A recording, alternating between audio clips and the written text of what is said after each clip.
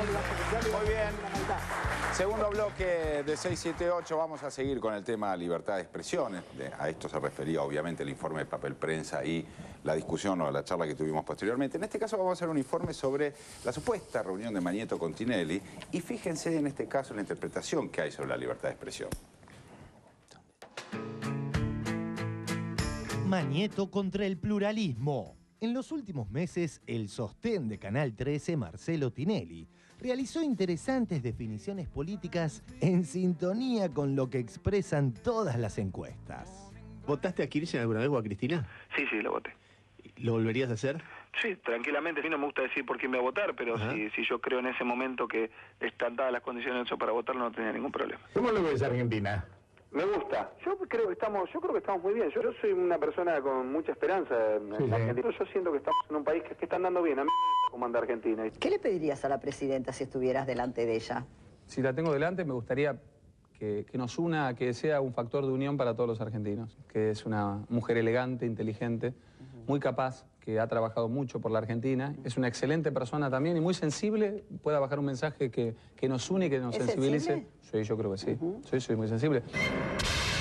Y en las últimas semanas el sanlorencista accidentalmente encolumnó en forma consecutiva las 3 más bellas unidades numéricas del sistema decimal.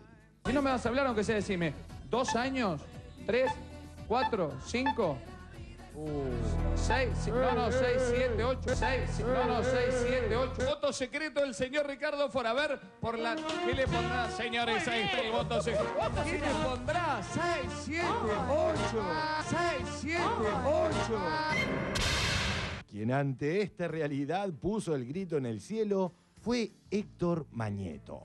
Diarioregistrado.com. Las cenas de Mañeto. Tinelli, no me uses el 13 que quedo como un boludo. Yo no te voy a cortar tu libertad de expresión. Vos decís lo que quieras, pero no me uses la pantalla. Habrían sido las lapidarias palabras de Héctor Mañeto, CEO y mandamás del Grupo Clarín, a su principal figura del 13, Marcelo Tinelli, en este encuentro del que no habían trascendido demasiados detalles hasta el momento. Mañeto también habló del responsable de Ideas del Sur, la productora de Tinelli. Yo sé que Fabián Escoltore se mueve muy bien en gobierno, no hay problema, pero no hagas kirchnerismo en el 13 porque si no yo quedo como un boludo. Según dicen, a Tinelli se le atragantó el bocadito que masticaba parsimoniosamente, aunque no estaba tan sorprendido. En algún sentido se lo esperaba. Es que poco antes de la cena, unos 10 días atrás, había manifestado que sin estar de acuerdo en todo con el gobierno, por lo hecho en el aspecto económico, votaría a Kirchner en 2011. A esa altura de los acontecimientos, Mañeto no podía ignorar esos dichos. Las presiones, sin embargo, no cesaron. Poco después de la cena en la jornada Un Sol para los Chicos que todos los años organizó el 13, el conductor de Showmatch fue abordado por Marcela Noble Herrera. «Ayúdanos, Marcelo», le rogó la hija adoptiva de Ernestina. No parecen estas horas ser las mejores para el CEO del monopolio. Sus recientes jugadas se vieron desvirtuadas por los hechos. Los Graiber desmienten al gobierno. Los Graiber desmienten al gobierno. Los Graiber desmienten al gobierno. Los Graiber desmienten al gobierno. Los Graiber desmienten al gobierno. Isidoro, que fue responsable de la venta de Papel Prensa en 1976, desmintió a Cristina Kirchner. Unánimemente se le quiso dar credibilidad a lo que había dicho Isidoro Graiber, con la mala suerte para los medios y para el propio Isidoro que en Tiempo Argentino encontraron la cinta de la nota que habían publicado en junio de este año, en la cual sostenía que desde las páginas de los diarios lo habían presionado por el precio pagado. Para saber cómo se pudo haber gestado una operación de esta naturaleza que a todas luces era una farsa, dulce y llanamente una farsa. Clarín.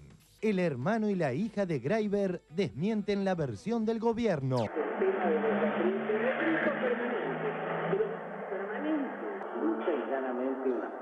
Clarín. Lidia Papaleo dijo que estaba libre al vender la empresa. Lidia Papaleo estaba en libertad. Lo declaró ayer ante el fiscal. Dijo además que en su cautiverio no fue interrogada por Papel Prensa. ¿Qué dijo básicamente la señora Papaleo? Uno, que estaba en libertad al momento de vender la empresa. Lidia Papaleo rompe el silencio. A mi marido lo mataron por papel prensa. De tanto picanearme, me dislocaron los hombros. Me decían la impura. Cuanto más sangraba, más se excitaban.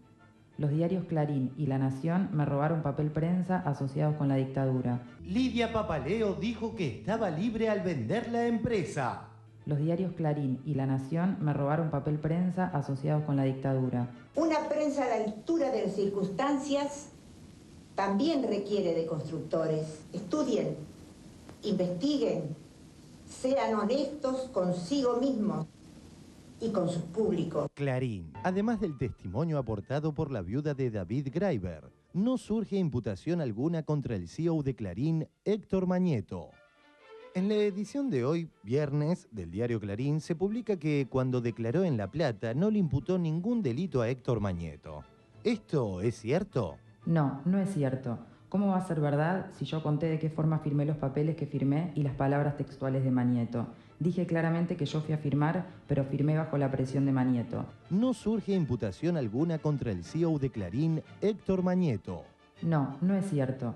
Dije claramente que yo fui a firmar, pero firmé bajo la presión de Mañeto. Supe que no tenía otra posibilidad más que firmar. Estudien, investiguen, sean honestos consigo mismos. Me voy a hablar con Carolina Papaleo, actriz de La Hostia. Pero bueno, hoy últimamente su apellido está dando vueltas por todos lados. Yo no sé cómo se llevará con todo esto. Caro, Jorge Rial te saluda. ¿Cómo andás? Y lo que te puedo decir es que Lidia evidentemente está tomando el mando y protagonizando su propia historia. Una historia que viene arrastrándose hace 30 años, que si bien la gente hoy se entera, es una historia que viene hace 30 años. Pero cuando te pregunto si es la historia, digo, esta historia que vos escuchás, que la habrás escuchado otras veces, la que yo estoy escuchando hoy, que es la primera vez que la escucho, ¿coincide plenamente con la que escuchaste vos en la interna, en una mesa familiar durante todos estos años? Es una historia que por supuesto que coincide. Todo lo que tiene que ver con la historia y con los relatos y con los pormenores es un poco lo que ella contó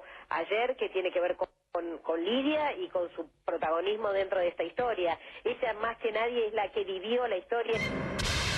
Tamaña contundencia deriva en que Clarín, TN y Radio Mitre, también el socio La Nación, ya hayan dejado de cuestionar los relatos de Lidia Papaleo e Isidoro Graeber. Quizás este contexto explique la información que da hoy Víctor Hugo. Lo que hablaría también de la intensísima actividad que está desarrollando Mañeto en los últimos tiempos, y algo que lo muestra particularmente nervioso es una noticia que no haría el fondo de la cuestión si no fuera porque uno dice, un hombre tan protegido, con la escolta que uno se imagina que tiene, ¿para qué necesita andar armado? Desde el 23 de agosto también ha pedido portación de armas y creo que ya se le han concedido.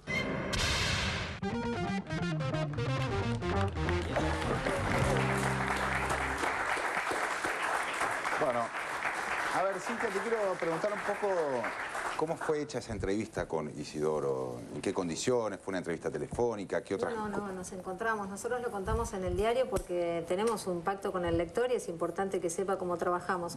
Con Juan Alonso venimos haciendo esta investigación hace varios meses, llamamos a casi todos los protagonistas y algunos accedieron a sentarse desde un principio y otros no. Isidoro fue el caso que nos dijo que, bueno, quería esperar, que no nos conocía.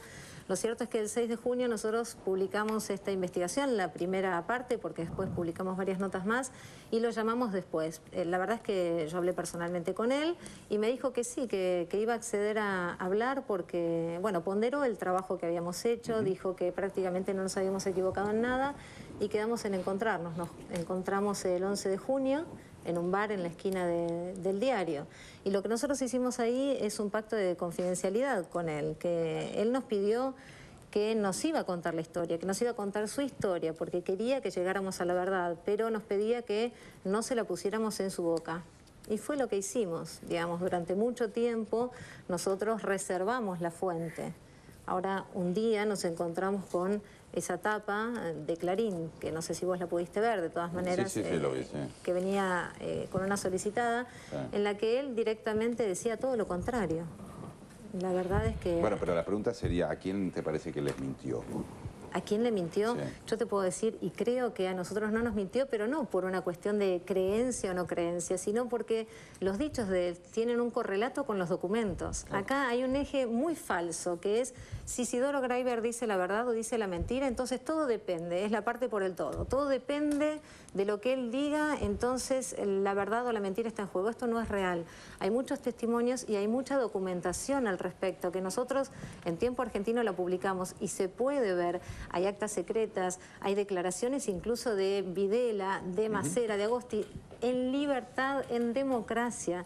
Es muy contundente la prueba documental que se viene aportando y en este sentido te podría contar muchísimas cosas. Es importante que escuchemos las voces de los protagonistas y que las mensuremos.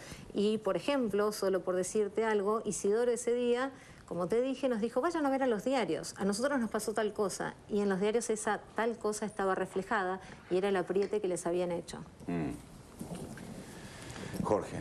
Sí, está la cuestión sometida al ocultamiento de esta campaña de confusión que se lanzó a partir de esa carta que él le envía a su sobrina María Sol y que certifica ante escribano el 10 de junio en España, creo que fue, y la reacción que tiene la sobrina frente a la carta del tío. Empecemos por la reacción de la sobrina. La reacción de la sobrina, si lo que ella declara a pedido de los requirientes, es tremendo para la propia sobrina, porque dice que ella no le tiene que reclamar nada a Fapel ni a nadie. Es decir, que en el supuesto caso de que acá hubiera un juicio, este juicio tuviera un curso positivo para las reivindicaciones de la familia Graiber, ella se estaría excluyendo. Es decir, ¿qué le hace pagar el tío a la sobrina?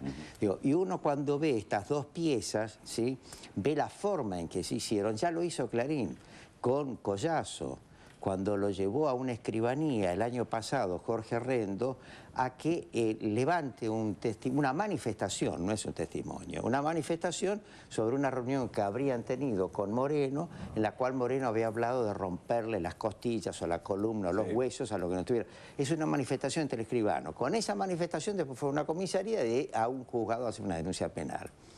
Entonces, estas son operaciones muy burdas que solamente hacen los chantajistas. Estimado Barragán.